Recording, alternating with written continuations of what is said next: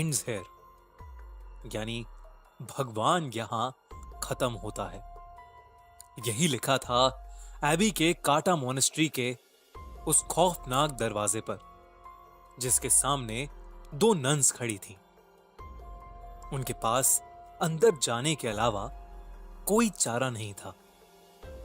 एक नन ने दूसरी से कहा, आज हमें अपनी लाइफ सैक्रिफाइस करनी ही होगी, वरना इस दुनिया में कोई भी जिंदा नहीं बचेगा।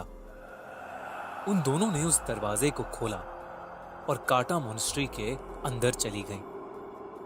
वहां उनका इंतजार एक भयानक दिखने वाली नन कर रही थी, जिसका नाम वैलिक था। वैलिक ने एक नन पर हमला करके उसे वहीं मार डाला। मरते मरते उस नन ने दूसरी नन को एक चाबी दी और कहा कि उसे ही ये करना होगा।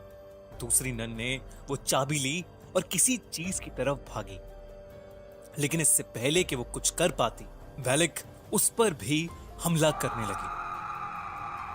लेकिन वो वहां से भाग गई और इससे पहले कि वैलिक उस तक पहुंचती, उसने फांसी लगाकर खुद को मार डाला।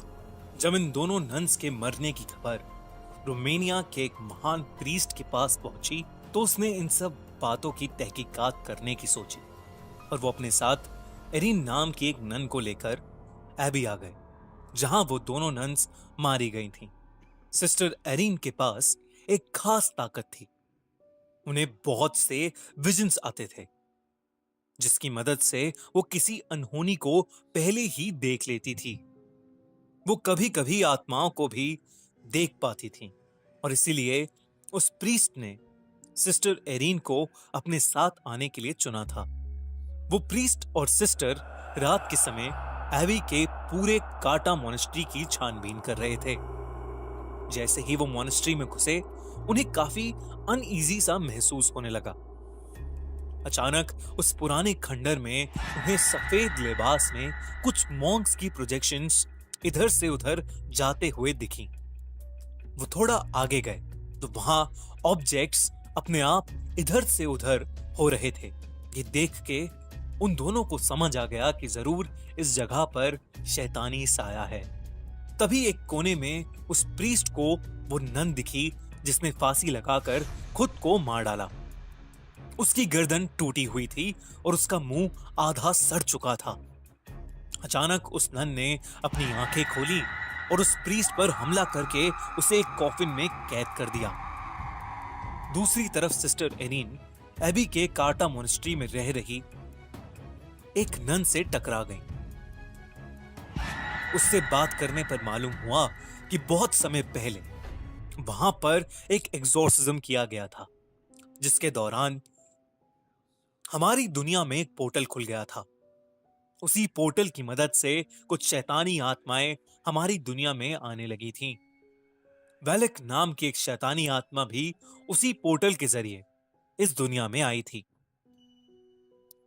कहते हैं कि वैलिक बहुत ज्यादा खतरनाक है और जो कोई भी भगवान की पूजा करता है, वो उस इंसान को जिंदा नहीं छोड़ेगी। सिस्टर एरिन ने उस नन से पूछा कि वो किस तरह वैलिक को हरा सकते हैं। ऐसे में उस दूसरी नन ने कहा कि उसे सिर्फ जीसस क्राइस्ट के खून से मारा जा सकता है।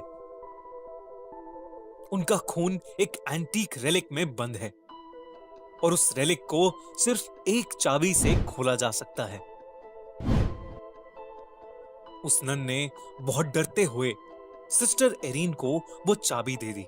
सिस्टर एरिन ने जैसे ही वो चाबी अपने हाथ में ली, तभी उन्होंने कुछ नेगेटिव एनर्जी महसूस की। उन्हें घुटन होने लगी और उनकी आंखों के सामने एक कॉफिन का विजन आया। वो समझ गई कि प्रीस्ट किसी मुसीबत में है और वो उन्हें बचाने के लिए भागी। वो अपने विजन की हेल्प से उस कॉफिन तक पहुंच गई। उस कॉफिन के अंदर बहुत से सांप थे जो प्रीस्ट को अंदर से खींच रहे थे, लेकिन एरिन ने प्रीस्ट को किसी तरह बाहर निकाल ही दिया। जैसे ही प्रीस्ट बाहर निकले, सिस्टर एरिन ने देखा कि उन सारे सांपों के बीच वैलिक लेटी हुई थी, जो कि प्रीस्ट को बाहर नहीं जाने दे रही थी। इससे पहले कि वो कुछ समझ पाते, वेलिक अचानक से गायब हो गई। सिस्टर एरिन ने प्रीस्ट को वो चाबी दी और उन्हें बताया कि वेलिक को कैसे खत्म किया जा सकता है। प्रीस्ट ने पूछा कि उसे ये सब कैसे पता लगा। सिस्टर एरिन ने कहा कि एबी की काटा मोनेस्ट्री में रहने वाली एक नन ने उसे ये सब बताया। इस पर प्रीस्ट ने कहा कि काटा मोनेस्ट्री में तो कोई भी नहीं रहता, वो तो पूरी तरह से उजड़ा हुआ है। सिस्टर एरिन ये सुनकर बहुत चौंक गई। इसका मतलब ये चाबी उन्हें जिसने दी थी वो भी एक आत्मा ही थी जो वेलिक को हराने के लिए उनकी मदद कर रही थी। प्रीस्ट ने उस चाबी की मदद से कुछ मंत्र पढ़े जिससे उन्हें पता लग गया कि वो एंटीक रेलिक कहां पर है जिसमें जीसस क्राइस्ट का खून था। प्रीस्ट ने सिस्टर एरिन से कहा, आज हमें अपनी बलि देनी ही होगी, वरना इस दुनिया में कोई भी जिंदा नहीं बचेगा। वेलिक उनका वहीं इंतजार कर रही थी। जैसे ही वो अंदर घुसे, वेलिक ने प्रीस्ट को पकड़ लिया। सिस्टर एरिन ने उनके हाथ से चाबी ली और अपने विजन की मदद से उस एंटीक रेलिक को खोज निकाला। वो प्रीस्ट मंत्र पे मंत्र पढ़े जा रहा था, लेकिन वेलिक पर मानो कोई असर ही नहीं हो रहा था। अंत में उसने प्रीस्ट को बड़ी बेरहमी से मार डाला। अब वो सिस्टर एरिन के पास आ रही थी, लेकिन सिस्टर ने उस रेलिक को खोज लिया था। वेलिक ने सिस्टर को उनकी गर्दन से उठा लिया, लेकिन सिस्टर ने जल्दी से जीसस का खून वेलिक के ऊपर फेंक दिया। देखते ही देखते वेलिक बुरी तरह से जलने लगी। वो जोर जोर से चिल्लाने लगी और वहां से गायब हो गई।